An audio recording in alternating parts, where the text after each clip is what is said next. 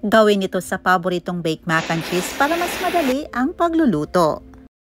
Napakadali lang gawin at no need na ng oven. Tara, simulan na natin. So mag-start tayo sa pagpapakulo ng tubig. Yung tamang dami lamang sa ating lulutuin ay nilagyan na natin ng salt at saka oil. Takpan lang natin hanggang sa kumulo.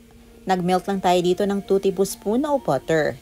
Nag-add tayo ng 2 tablespoon of olive oil. 3 chunks of garlic. Mince lang natin ito. 1 medium-sized onion. At 1 medium-sized bell pepper. I-add din natin ang ating hotdog. Any kind of brand ay pwedeng gamitin. Yung sa akin, Pure Foods ang aking ginamit. At saka ang ating 1 big can, Pure Foods corned beef. Kasi mas malinamnam at masarap kasi itong lutuin. Nag-add din tayo ng 900 grams Del Monte Cream and Cheese Spaghetti Sauce. Ito na after a few minutes kumulo na ang ating tubig. I-add na natin ating 400 grams of elbow macaroni. Takpan lang natin ito.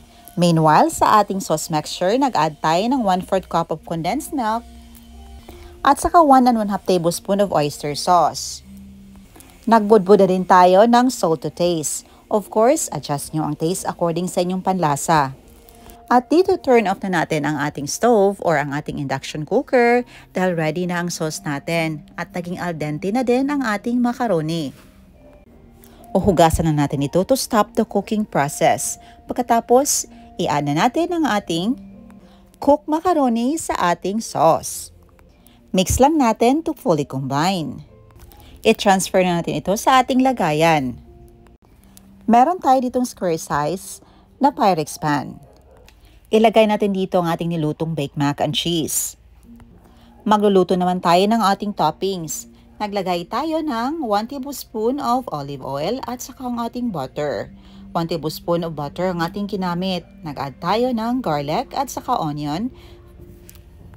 4 tablespoon of flour.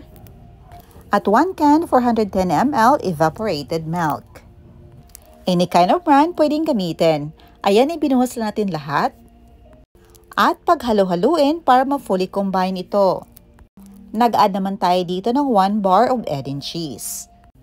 At kapag na-fully melt ng cheese natin at naging malapot na ito, pwede na nating i-turn off ang heat or ang ating induction cooker. At itap na natin ang ating ginawang sauce sa ating macaroni.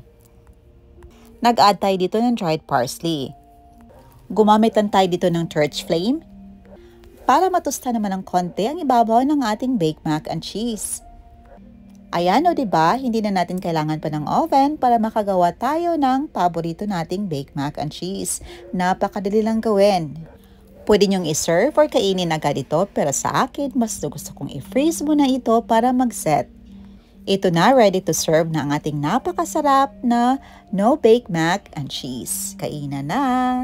Talaga namang napaka-espesyal, napaka-creamy, cheesy ang ating baked mac and cheese. Ayan lang po mga mami, salamat sa iyong panonood at sa walang sawa niyong suporta.